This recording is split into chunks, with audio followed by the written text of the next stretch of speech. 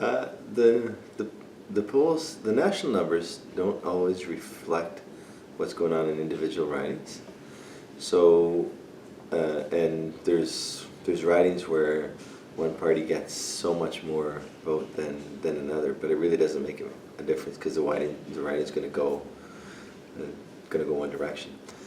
I think the people are going to vote for the NDP for the same reason that we've been hearing about at the doors for the last year and a half, that people are tired of Harper. But if you want real change, that going Liberal, Tory, Tory, Liberal doesn't seem to give us that. So what I'm hearing at the doors today is that that people are looking to the NDP to actually bring back substantive change, not just in the policies of government, but also in the tone and how people get included.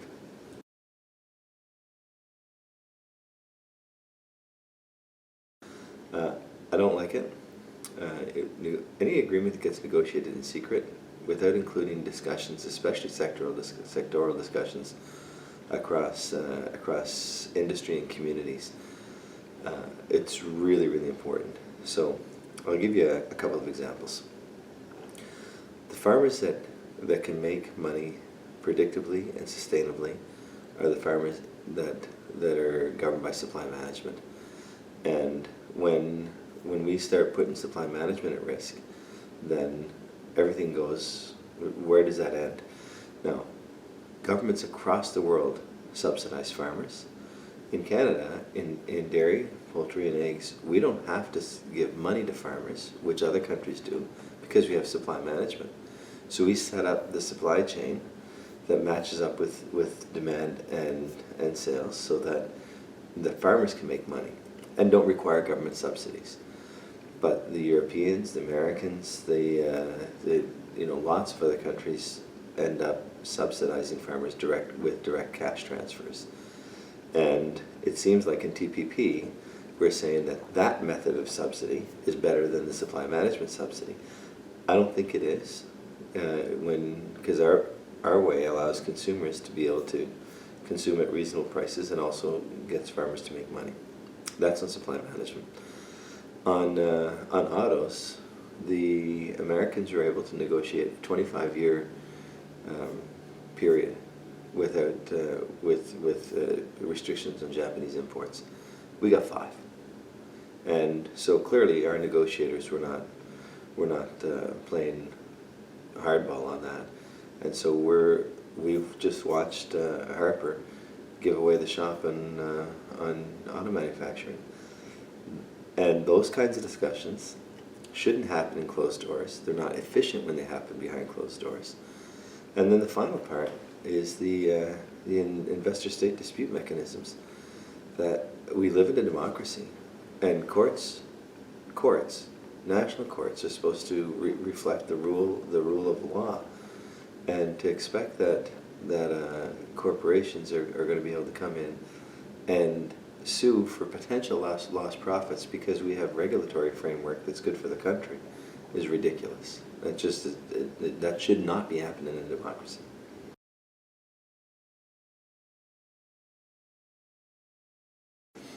Well, I think we have to. First, we need the regulatory framework that says, what are our targets. Clearly, I think it's going to be a combination. It's not just going to be one method. There may be one primary method that gets us to a certain level, and then we'll introduce new methods. It's got to be internationally negotiated, and so I think we have to have absolutely attainable targets. Then we have to do the work. I mean, the problem with the Liberals signing the Kyoto Protocol was that they had no intention of doing any work of actually meeting the targets, and so the targets went askew right from the moment that they signed it. And now we've seen Harper remove Canada from the protocol. So the plan to reduce greenhouse gas emissions by 1/3 over the next 10 to 15 years is absolutely attainable, but it's not going to be attainable if we don't do any work over the next 5 years. So that's a target.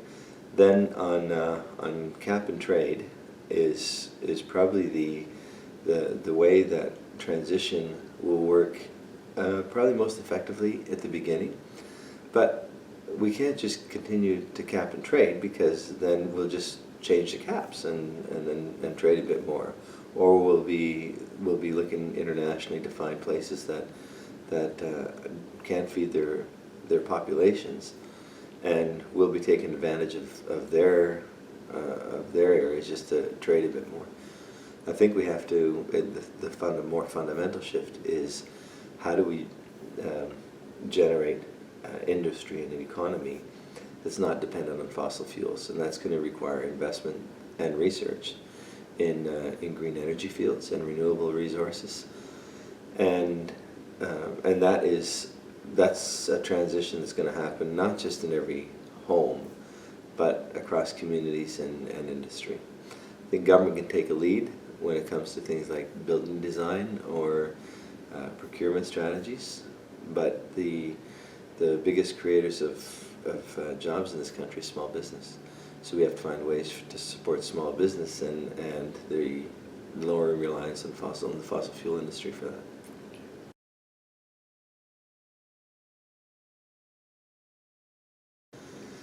I think there's I think the greatest problem facing students is the same that's facing our society, and it's poverty. Like and we've individualized our approach. So in our society we have too many people that we're asking to live in too much poverty. So there's a whole group of people for whom post-secondary education becomes not an option because of how they're, because of the poverty that their families have been in. And the ones that can go beyond that then end up requiring massive amounts of debt and loans.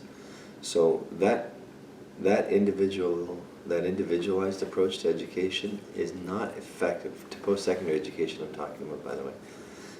It's not effective when it comes to organizing society. We have to address that, not just when somebody registers for university, but we have to acknowledge that that's a process that begins at very young ages. And then, when you do get to university, we have to make it sustainable. When I was going to UPAI, I could pay my tuition and my rent and food bill for most of the year in my first 13 weeks of work. I'm just using my second year as an example. And now, university students, if they can find employment, because that's the other difficult thing, you can work 18 weeks in the summer, and you might get your tuition bill paid, and you might get a month or two of rent, but you still have to live the other 10 months of the year. So we have to get more money back into the system. The money that was removed under the Canada Health and Social Transfer under the Liberals really weakened the fiscal base for post-secondary education, and the universities and colleges responded by increasing tuitions dramatically and looking to foreign students as a way to replace some of the lost income from federal transfers. So we're going to have to increase that. But initially, we can do something with the group of students that are borrowing money by getting rid of interest on student loans. But clearly, long term, we have to find ways to reduce tuitions and increase employment income.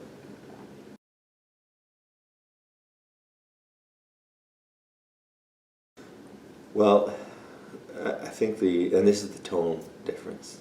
Like there can't be a contradiction. If we approach this as one sector has to win and one sector has to lose, then it's always going to be the flavor of the month approach. Like we have to hit that target of making sure that temperatures don't rise 2 degrees. We have to do that in the world for our own survival.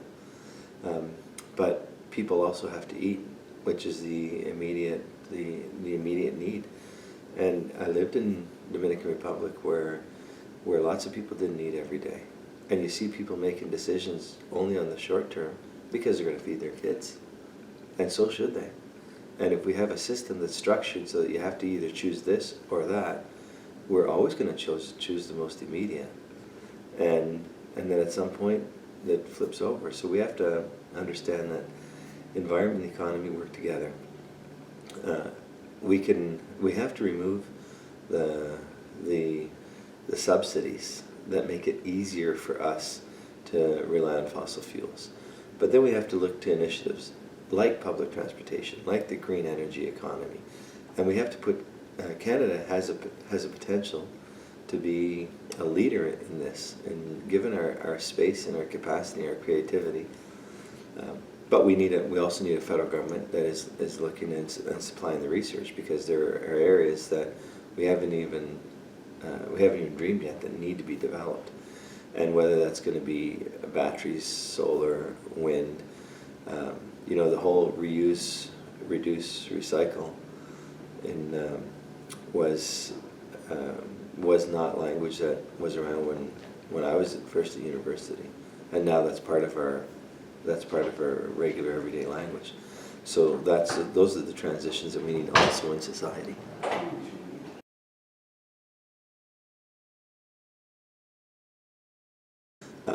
Within the framework of the United Nations. So the United Nations has given us a target of 10,000 refugees. That's a request. We should be able to meet that in this country. For PEI, that means we would take about 30 people. And that's the first response. Clearly, as we've seen today in the news, with the Hungarians just saying we're going to close our borders unless Austria and Germany also keep theirs open. And that means places like Serbia and Croatia are going to be receiving huge amounts of Syrian and Iraqi refugees, as Turkey has already done. I think it's a good move for the European Union, particularly the Germans, to offer some incentives to Turkey to broaden their own humanitarian response, and that's how we're going to address this.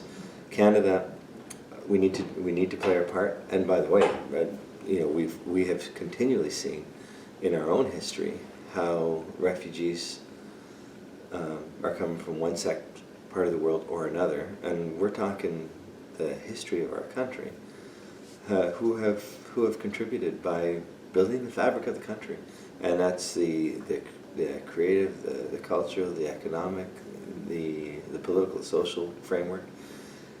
So we should do this without fear, but it needs to be done within an international response, and an NDP government will absolutely be there. We'll see a different tone there as well when Canada becomes an active partner in the United Nations. That concludes all the questions I have today. Wow, thanks so much. Appreciate it. Okay.